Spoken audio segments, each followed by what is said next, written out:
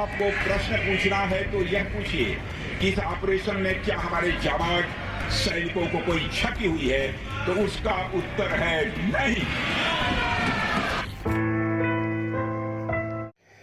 साथियों, जय हिंद, जय भारत, वंदे मातरम। मैं आपका साथी वेटरन ओम प्रकाश जैसलमेर से। ये पहली क्लिप आपने सुना, ये संसद भारत सरकार की है और राष्ट्रीयता से ओतप्रोत, राष्ट्रभक्ति से ओतप्रोत, और ये जो जहरीली हंसी है और जो ये वक्तव्य है, क्या देश इसको पचा पा रहा है? 10 सैनिकों की शहादत के बाद अगर पचा पा रहा है तो धन्यवाद है आपको।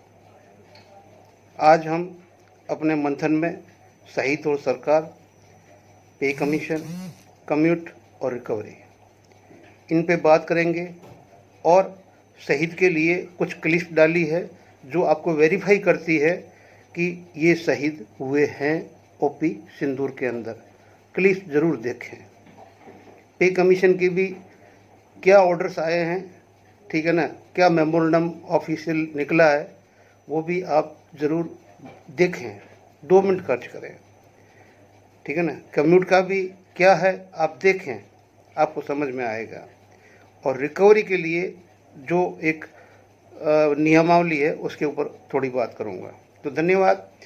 बढ़ते हैं दोस्तों कि सबसे पहले मैं कारगिल के बाद में पाकिस्तान के साथ हुए युद्ध, ओपी सिंदूर के अंदर जितने भी शहादत में हमारे 10 सैनिक गए हैं, सिविलियंस गए हैं, बच्चे गए हैं, औरतें गए हैं, सबको हार्दिक अनंत दिल की दुख की गहराइयों से उनको जो शहादत का नमन करता हूँ।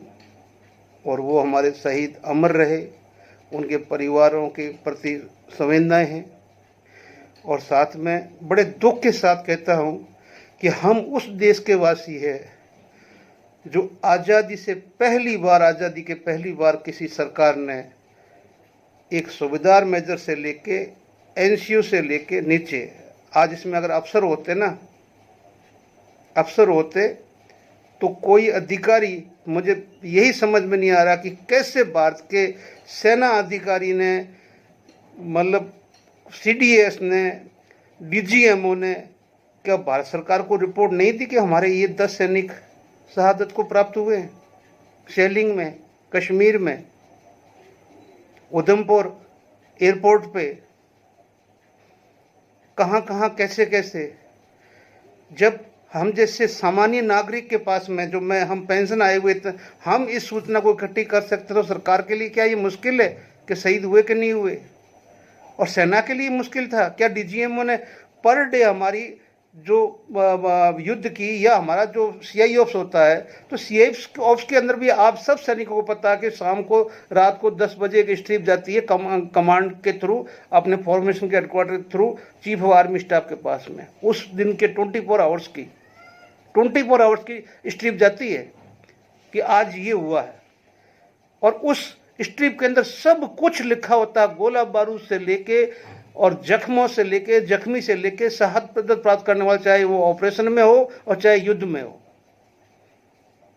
गोली कितनी खर्च हुई है वो वहां तक लिखा जाता है, कौन कौन सा वेपन यूज हुआ है वो सब लिखा जाता है स्ट्रिप के अंदर, कुछ भी नहीं बचता है। और वो सब कुछ ऑन रिकॉर्ड रहता है सेना के पास में। तो क्या ओपी सिंदूर का कोई स्ट्रिप बना ही नहीं? कोई स्ट्रिप आर्मी हेडक्वार्टर में, एयरफोर्स हेडक्वार्टर में या नेवी हेडक्वार्टर में पहुंचा ही नहीं? क्या उन्होंने सरकार को ये नहीं बताया कि भी हमारे ये जवान जेसीओ शहीद हुए? क्या बीएसएफ का एक सब इंस्पेक्टर शहादत को हुआ, उसके डीजी को, क्या उसने गृह मंत्रालय को नहीं बताया कि हमारा एक इंस्पेक्टर शहादत को हुआ है? जम्मू कश्मीर का एक सिविल अथॉरिटी का अधिकारी, वो शहादत को प्राप्त हुआ है, तो क्या वहां के राज्यपाल को ये पता नहीं चला कि भी हाँ ये हुआ है? और राज्यपाल कैसे, जब मैं ये बोल रहा हूं कि 25 से 30 बच्चे, व्यक्ति, वो सब कुछ वहां शहादत को प्राप्त हुए हैं, सिविलियन। हमारे लिए सैनिक हुए हैं, वो तो हमारी नुकसान है ही है। लेकिन सबसे बड़ी बात है कि संसद के अंदर भी इस बहस के अंदर कई सांसद है जो उन सैनिकों को और उन सिविलियनों को श्रद्धांजलि अर्पित करते हुए पाए गए। और सरकार की ये जहरीली हंसी हमारे नस्तर चुबोरी नस्तर। और सबसे बड़ी बात कि ऑपरेशन सिंदूर का पहला दिन राजपाल नाथ सिंह का भाषण शायद ही जिस किसी के पास में ये स्क्रीन टच मतलब ये जो भी एंड्रॉयड फोन है उस पूर्व सैनिक ने नहीं सुना होगा। और सबने सुनने के बाद में मैं धिक्कार देता हूं उन अध्यक्षों को जो स्टेट के अंदर बहुत बड़े बड़े राष्ट्रीय संगठन चलाते हैं। अरे कम से कम उनके स्टेट के अंदर जब उनकी अर्थी आई है, पार्थिव शरीर आया, वहां नेता शामिल हुए। जैसे मैं अपने राजस्थान की झुंझुनू की बात कर रहा हूं।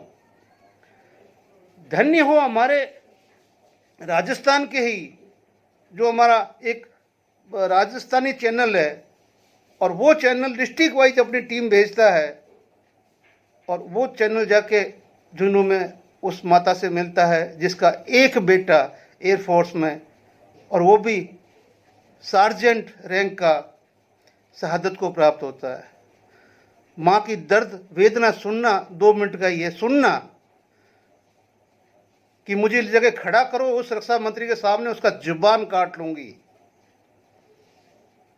ईओपी सिंदूर में कोई शहादत नहीं हुई है, ठीक है ना। जलको राजस्थान ने उसको जाके वहां पे ऑन ग्राउंड सा रिकॉर्ड करके वही वीडियो किसी हमारे पूर्व सैनिक ने हम तक भेजा।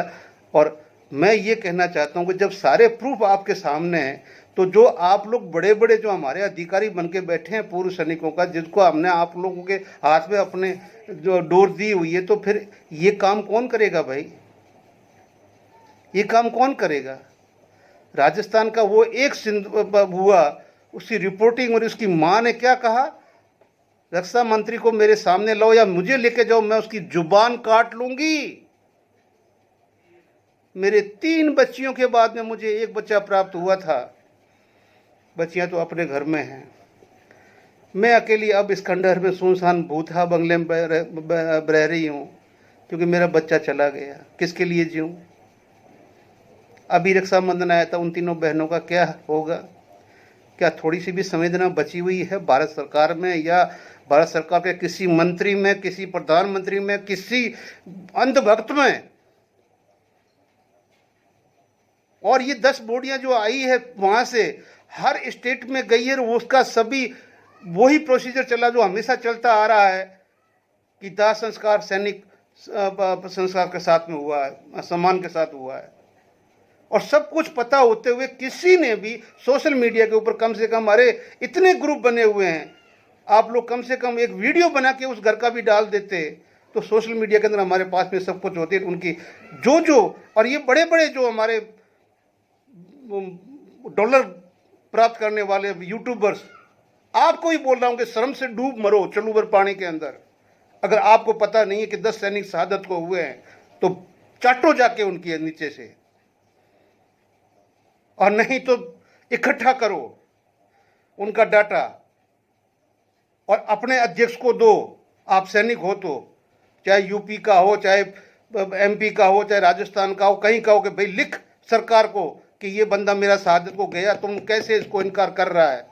मेरी राजस्थान की पूरी जनता इस चीज को स्वीकार कर रही है और राजस्थान के अभी की सरकार के कैबिनेट मंत्री, उप मुख्यमंत्री तक उसमें शामिल थे। शहीद नहीं हुआ कोई, और डूब मरे वो अधिकारी जो उस ओहदे पे बैठा है, जिसका फर्ज बनता है कि सरकार को बताए कि इतने सैनिक हमारे साथ शहादत को प्राप्त हो गए। शर्म आती है, शर्म आती है। यहां सरकार की गलती नहीं है। जब हमारे अंदर बिल्कुल सही, किसी आदमी ने कहा ना कि हमारे अंदर इतने घिनौने चेहरे वाले बैठे, काले चेहरे वाले, जिनका एक ही काम है बस मैं मेरे बात कुछ नहीं, आसमान से सारी बिजली गिरे, सब मर जाए, मैं जिंदा रहूं, ताकि हिंदुस्तान का किंग कौन? मैं। बहुत वेदना होती दोस्तों। अरे उन अग्निवीर का क्या? मैं हमेशा बोलता हूँ, जो बेचारा शादी करके नहीं आया, माँ बाप बहन बेटी का वही सहारा था, वो चला गया, ऑपरेशन में उसने शहादत दी है। अरे भाई उसको कम से कम शहीद मान लो, उसको सैनिक मान लो। अरे करेगा कौन यार? क्या उसके बच्चे जाएंगे, उस माँ बाप जाएंगे? तो फिर किस लिए हम लोगों ने ये संगठन बनाया यार? बाढ़ में जाए ये संगठन पूरे, जब हम क्या ड्यूटी कर रहे हैं? ड्यूटी क्या कर रहे हैं हमें ये पता नहीं है।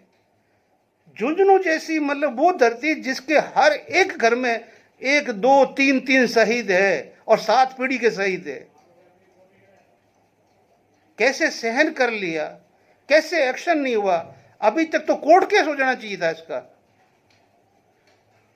उसका नोटिस जारी हो जाना चाहिए था राजस्थान हाई कोर्ट से राष्ट्रपति के पास में और प्रधानमंत्री के पास में, उनको पार्टी बना के। क्या करें? बोलते ना सिक्के खोटे, आंदोलन नहीं चला। कहां से चलेगा आंदोलन यार, जब यहां आदमियों की कीमत नहीं तो साढ़े चंद रुपये की कीमत है। जब दुख उनको आदमियों का नहीं है, अपनी देश की शहादत का नहीं है, तो वो चंद रुपए के लिए तुम्हारे आंदोलन में आएंगे? भूल जाओ, भूल जाओ। इस सरकार के अंदर आवाज उठाना, जिसको अपनी जिंदगी प्यारी नहीं है वही, क्योंकि एक दिन चाहे मैं छोटा से ही, जो मिली मुझे मिल गई और आगे और मिलेगी, लेकिन हमने बोल दिया अभी सैनिक थे, अगर वहां मर जाते तो क्या करते? आप जहां मर्जी वहां पे गोली मरवा देना, कोई बात नहीं, कोई बात नहीं है, ठीक है ना। बच्चे सक्षम होंगे तो कम से कम 29 में एक तिरंगा मंगा देंगे, नहीं मंगाए तो कोई बात नहीं, तिरंगे को तो सलूट मारते मारते जा रहे हैं। लेकिन दुख होता है कि हमारे लोग ऐसा काम क्यों नहीं आवाज उठाते? क्या पैसा ही सब कुछ है? पैसे लिए के लिए तो हम फिर भी कम से कम 100-500 आदमी इकट्ठे होकर सारे मर जाते हैं वहां पे। और यहां पर एक सीधा सा एक रक्षा मंत्री बोलता कि प्रश्न पूछो, तो ये पूछो कि देश के सैनिकों की कितनी हानि हुई है, तो हम बोल रहे हैं कि कोई शहीद नहीं हुआ है। अरे चल्लू पर पानी में पूरा देश डूब के क्यों नहीं मर गया?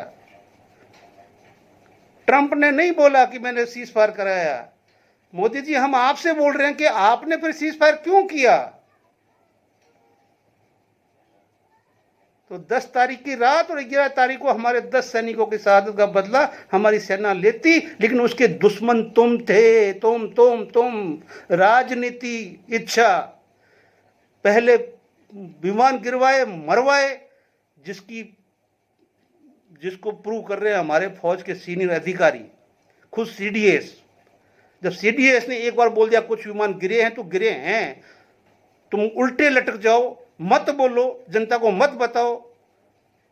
और जेएनके के अंदर की क्लिप हम नहीं चढ़ा सकते उसको कि हम बाध्य है। बाकी हम श्रीनगर से आगे जो राफेल गिरा उसकी क्लिप भी किसी भाई ने हमें भेज दी, जो वहां पे पब्लिक इकट्ठी हो रखी है, हमारा विमान गिरा पड़ा वहां पे श्रीनगर पे। क्या बात कर रहे हो आप?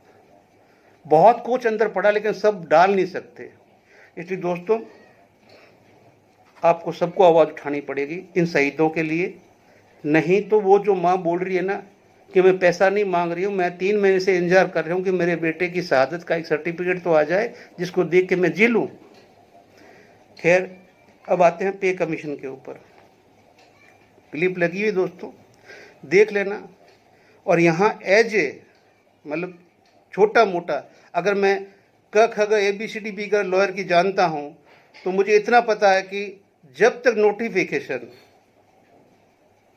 या वो जारी नहीं होता है, तब तक वो कोई भी काम हम उसको ऑथेंटिक नहीं मान सकते। जेसीएम की मीटिंग लेके अभी तक कम से कम 15,000 वीडियो बना दिए होंगे। जेसीएम का जो अध्यक्ष है, आपको नहीं पता है कि जेसीएम के 2 धड़े हो रखे हैं और 2 धड़े के अंदर एक दूसरा अध्यक्ष एक सरकार से मिला हुआ है और एक नहीं मिला हुआ। जिसको नहीं मिला हुआ वो नहीं आ रहा है क्योंकि वो नए वाला है, और जो पुराने वाला रिटायर हो रखा है वो अपनी कुर्सी लेके जिंदाबाद है और वो सरकार के साथ मिला हुआ है। यार, जेसीएम वाले ने बोला कि मैं जेसीएम में मीटिंग में आता हूँ, मैं अपने बंदों को लेके आता हूँ, लेकिन पहले मुझे आप इसका अधिसूचना जारी की या नहीं की उसकी कॉपी दे दो।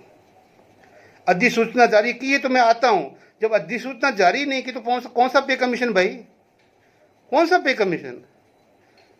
और उसके ऊपर तड़का मार दिया वित्त सचिव ने बोला भाई इस साल हमने 1 रुपया 8th पे कमीशन के लिए साइड किया ही नहीं है, तो जब कमीशन पूरा काम करेगा तो कितना पैसा चाहिए उस काम के लिए। जब वो आयोग को पूरा गठित करके उसको काम पे लगा करके उसको फाइनल तक के लिए हमने 1 रुपया इस वर्ष वित्त वर्ष के अंदर उसका प्रावधान नहीं रखा है, तो हम मूर्ख है कि नहीं है कि भाई ये अगले वर्ष हो सकता है कि ये पैसा पे कमीशन के लिए अलग से अलॉट किया जाए, जिसके लिए पे आयोग काम करे। बगैर पैसे कौन काम करेगा भाई? जिस तनख्वाह पे मेरे को यहाँ पे मिल रही है, पर मैं आयोग में जाके वहाँ रात दिन के 24 घंटे की सरदर्दी क्यों लूँगा? और गवर्नमेंट को पता कि जब हमने एक पैसा भी इस मद के लिए अलग नहीं किया है, इसका कोई हमारे पास में अकाउंट नहीं है, तो कौन से मद से हम इनको पेमेंट करेंगे? दोस्तों, ये सरकारी बातें हैं और अंदर की बातें, प्रोसीजर की बातें हैं। तो जो वित्त सचिव ने बोला तो उसकी पोस्ट भी हटा दी, शायद उसके पास भी सरकार पहुंच गई, उसका भी इलाज हो गया है। अब आ जाते हैं कम्यूट के लिए। तो अभी 23 जुलाई को अपर सचिव कार्मिक विभाग ने बिल्कुल आपको एक ऑफिस मेमोरेंडम जारी कर दिया है केंद्रीय सरकार के कर्मचारियों को, और हवाला देते हुए आपके चंडीगढ़ कोर्ट का, सुप्रीम कोर्ट का 2 केसों का हवाला देते हुए बिल्कुल आपकी पेटिशनें डिस्पोज ऑफ कर दी गई है। कानून का कोई सहारा कम्यूट के लिए नहीं मिलेगा, सरकार के ऊपर डिपेंड है। सरकार चाहे तो उसको 12 साल कर सकती है, सरकार चाहे तो नहीं होगा। कानून के लिए भूल जाइए। Thank you. अब आते हैं रिकवरी। दोस्तों, 2 तरह के प्रोसीजर हमारे पास में लिखित में भी है। एक तो आप ढूंढोगे तो सुप्रीम कोर्ट की गाइडलाइन मिलेगी, जिसके अंदर क्लियर लिखा हुआ है कि किसी भी पूर्व कर्मचारी से अगर उसकी गलती से पैसा नहीं गया है, गलती किसकी है? जैसे मैं टेबल पे बैठा हूँ, मेरी गलती है, या मैं जिस टेबल को या ऑफिस को डील कर रहा हूँ वो मेरी गलती है, और अगले ने कोई 420 करके वो पैसा नहीं लिया है और वो पैसा चला गया है, तो वो पैसा वापस रिकवर नहीं होगा। और इसी चीज़ को हमारे फाइनेंस रेगुलेशन 2017 के अंदर कानून का रूप दिया गया, और उसमें बताया गया कि तीसरी ऑडिट जो हमारे पेंशन आने के 90 दिन के अंदर होती है, जैसे आप निकलते हो 90 दिन के अंदर आपकी ऑडिट हो जाती है आपके अकाउंट की। तो अगर वो तीसरी ऑडिट हो जाती है, पहले हमारा डॉक्यूमेंट मिलता तब, दूसरी बात हमारा फर्स्ट पीपीओ आता तब, और तीसरी ऑडिट हमारी होती है पेंशन आने के 3 महीने के बाद में। तो तीसरी ऑडिट हो जाती है तो उसके बाद में चाहे कितना भी पैसा आपको एक्स्ट्रा मिल गया, उसका पैसा नहीं मिलेगा। मुझे नोटिस आया था, मैंने वापस जवाब दे दिया, भाई ले लो अपने कर्मचारी से, मेरे पास नहीं देने के लिए। मैं खुद को आया था 65,000 रुपये का, और अभी भी चाहे तो वो मेरे से ले सकते हैं, मैं दे दूंगा कोर्ट के थ्रू। अब आते हैं हमारे OROP के अंदर।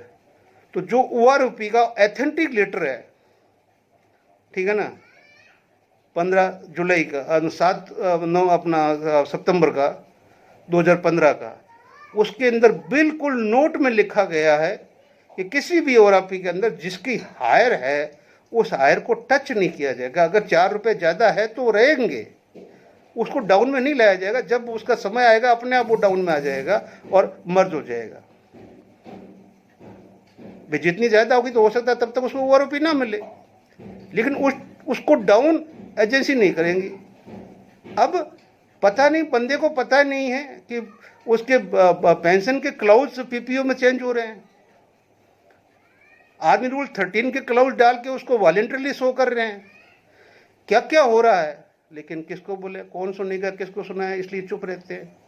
अतः दोस्तों, शहीदों के प्रति भी ध्यान दो, अपने प्रति भी ध्यान दो, अपनी लड़ाई के प्रति भी ध्यान दो। अगर शांत रहोगे तो शांत तो वैसे भी सब बैठे हैं ना, ये शरीर भी तो शांत ही होना ना, और शांत होने के बाद ये क्या किस काम का, कोई काम का नहीं। इसलिए जय हिंद, जय भारत, वंदे मातरम, और क्लिप जरूर देखें। और एक जम्मू कश्मीर स्टेट सर्विस के अधिकारी यानी ADDC। तो इन 8 लोगों के बारे में आज हम इस वीडियो में आपको बताएंगे, जिन्होंने अपनी ड्यूटी करते हुए देश की रक्षा के लिए सर्वोच्च बलिदान दिया है। एक ऑपरेशन सिंदूर में हमारे पास ये लिस्ट है। हमारे 10 जवान शहीद हुए हैं, लेकिन राजनाथ सिंह जी ने ये कहा, संसद में बोला कि हमारे किसी भी जवान की, सैनिक की कोई भी क्षति नहीं हुई है। ये 10 जवान, इनके परिवार सवाल पूछ रहे हैं पूरे देश में कि राजनाथ सिंह जी, मोदी जी और अमित शाह जी, आप अपने देश के शहीदों का भी सम्मान नहीं कर पाए, मान और सम्मान नहीं कर पाए, उनकी एक्नॉलेजमेंट नहीं कर पाए कि उन्होंने अपने देश के सुरक्षा के लिए, हित के लिए अपनी जान दे दी। और आपने उनकी शहादत को भी एक्सेप्ट करने से इनकार कर दिया। जीवन का बलिदान करने वाले शहीद सुरेंद्र सिंह मोगा को 11 मई को उनके पैतृक गांव मेहरदासी में अंतिम विदाई दी गई। शहीद के अंतिम संस्कार में शामिल हर व्यक्ति की आंखें नम थी। ऑपरेशन सिंदूर के दौरान जम्मू सरकार ने ये बताया है कि अभी तक 6 महीने बाद भी 8वीं पे कमीशन को नोटिफाई नहीं किया गया है। मतलब पे कमीशन का काम शुरू होने से पहले जरूरी ये है कि सरकार उसकी अधिसूचना जारी करे, उसे नोटिफाई करे। अगर अधिसूचना ही जारी नहीं हुई है तो इस घोषणा को आधिकारिक कैसे मान लिया गया? 6 महीने से ज्यादा बीत गए और सरकार ने अभी तक नोटिफाई नहीं किया। दिल्ली में सरकारी कर्मचारियों की तो काफी बड़ी संख्या है, करीबन 4 लाख। तो इस घोषणा के पीछे का मकसद कोई भी समझ सकता है, लेकिन केंद्रीय कर्मचारियों के संगठनों ने भी कभी ये नहीं पूछा होगा कि 6 महीने हो गए, 8वें वेतन आयोग की घोषणा हो गई, अभी तक आयोग का गठन क्यों नहीं हुआ? चुनाव खत्म हो गया और बात भी खत्म हो गई। गनीमत यह है कि किसी सांसद को याद रहा और उन्होंने सवाल पूछ लिया। वित्त राज्य मंत्री पंकज चौधरी ने संसद में जवाब दिया है कि सरकार द्वारा 8वें केंद्रीय वेतन आयोग को अधिसूचित कर दिए जाने के बाद आयोग के अध्यक्ष और सदस्यों की नियुक्ति की जाएगी। मतलब इस आयोग का अभी तक गठन भी नहीं हुआ है। मंत्री जी ने बताया कि रक्षा मंत्रालय, गृह मंत्रालय, कार्मिक एवं प्रशिक्षण विभाग और राज्य सहित प्रमुख हितधारकों से इनपुट मांगे गए हैं। आयोग निर्धारित समय सीमा के भीतर अपनी सिफारिशें देगा। अब आप उस समय की हेडलाइन याद कीजिए जब ये घोषणा की गई थी। कहा जाने लगा कि जनवरी 2026 से ये लागू हो जाएगा। अखबारों में क्या चमकती हुई हेडलाइन आने लगी थी। सरकारी कर्मचारियों को मिली खुशियों की सौगात, सरकार ने दिया तोहफा। अब हजारों कर्मचारियों के घरों में जलेंगे घी के दिए। मोदी सरकार ने एक तीर से साधे कितने निशाने। राजस्थान के कर्मचारियों के लिए अलग से हेडलाइन आई कि वहां के कर्मचारियों की बल्ले बल्ले, एमपी में हो सकती है सैलरी दुगनी, दिल्ली में हुआ खेला, 4 लाख लोगों की बढ़ेगी सैलरी। ये सब कुछ उस समय की हेडलाइन का हिस्सा है जो मैं आपको पढ़कर बता रही हूँ। मीडिया में कितना उत्सव मनाया गया, जगह जगह कैलकुलेशन चलने लगी। 2016 के बाद इस पे कमीशन से सैलरी कितना गुना बढ़ जाएगी, फिटमेंट फैक्टर कितना होगा, क्या इजाफा होगा, क्या लाभ मिलेंगे और हर चीज का विवरण अखबारों में, खबरों में छपने लगा। अलग अलग फिटमेंट फैक्टर के हिसाब से बताया जाता रहा कि न्यूनतम सैलरी 30,000 बढ़ जाएगी या 40,000 बढ़ जाएगी या 50 बढ़ जाएगी। रिटायर हो चुके वित्त सचिवों से अलग अलग संभावित फिटमेंट फैक्टर पर राय मांगी गई। कभी कोई बयान छपता था तो कभी कोई बयान। मगर उसके बाद हुआ क्या? फरवरी में दिल्ली का चुनाव हुआ और बीजेपी की ही सरकार बनी। कुछ महीने पहले ही केंद्र में बीजेपी ने सरकार बनाई थी, इसलिए जाहिर सी बात है कि पे कमीशन का ये सपना और सच लगने लगा। 7वें वेतन आयोग का कार्यकाल 31 दिसंबर 2025 यानी इस साल के अंत में खत्म हो रहा है।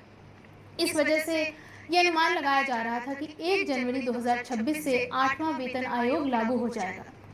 लेकिन इस बात को लेकर कुछ लोगों ने चिंता जताई। धीरे धीरे ये खबरें आने लगी कि अपने बजट में वित्त मंत्री निर्मला सीतारमण ने पे कमीशन के लिए तो कोई फंड अलॉट किया ही नहीं। धीरे धीरे फिर खबरें आती हैं कि शायद पे कमीशन के गठन में थोड़ी देरी हो सकती है, हो सकता है अगले वित्त वर्ष में ये हो पाए। चुनाव तक इस तरह की खबरों से खूब माहौल बनाया गया। जैसे कि 10 फरवरी को पे कमीशन साथियों, ये जो लेटर है भारत सरकार का कार्मिक लोक सेवा शिकायत और पेंशन मंत्रालय का पेंशन एवं पेंशनभोगी कल्याण विभाग की तरफ से है और ये 23 जुलाई का पत्र है और इसमें जो चीज़ दी है ये ऑफिस मेमोरेंडम है, यानी कि इन्होंने अपनी तरफ से ये ऑफिस मेमोरेंडम घोषित कर दिया है पेंशनर्स के लिए, सभी के लिए, चाहे वो डिफेंस के हो, चाहे सिविल के हो, चाहे किसी की हो जो सेंट्रल गवर्नमेंट के अंडर में आते हैं, अब यहाँ पर इन्होंने मतलब जो हवाला दिया है और ये है जो 2 पेज की चिट्ठी है जो मैं पूरा पढ़ के नहीं सुना पाऊँगा, लेकिन इसके अंदर मतलब कई केसों का हवाला दिया गया है और लास्ट जो केस था उस केस का है वो है 17/1/2019 से, जो कि अपना सिविल रिट पिटीशन थी और उसका नंबर था 1222/2015, जिसका जजमेंट आया था 2019 के अंदर जनवरी 17 को। उसके साथ ही सुप्रीम कोर्ट के भी एक हवाले का दिया जिसका 15 अप्रैल को सुप्रीम कोर्ट ने एक रिट पिटीशन में उसका जवाब दिया है। और कुल मिला के ये जो ऑफिस मेमोरेंडम जिसको चाहिए वो मेरे नंबर से मुझसे मांग सकते हैं। और साथ में ये भी है कि इसमें जो दिया गया है, ठीक है ना, तो वो चीज़ एक हमारे लिए बहुत वो है कि ये जो इन आधार के ऊपर जो ये केस चले हैं अभी तक, जो सुप्रीम कोर्ट में और अपने हाई कोर्ट में केस चल रहे थे, तो उसके अकॉर्डिंगली यहाँ आप देखेंगे कि according the special leave petition जो डाली गई थी वो डिसमिस कर दी गई है, ठीक है। अब आपको समझ में आ गया होगा। आल्सो ऑनरेबल हाई कोर्ट जो पंजाब और हरियाणा का जो शुरू से ये केस चल रहा है, ठीक है ना, जो सिविल रिट पिटीशन जो 9426 है, तो उसके बारे में भी उन्होंने बोल दिया कि जो उनकी गवर्नमेंट चाहे तो वो इंटरिम रिलीफ दे, क्या करे क्या नहीं करे, लेकिन यहाँ सेंट्रल गवर्नमेंट के एम्प्लॉय को सीधा बोल दिया गया कि ये सुप्रीम कोर्ट के दायरे में नहीं आ सकता, न सुप्रीम कोर्ट इसके ऊपर कोई डिसीजन नहीं ले सकता है।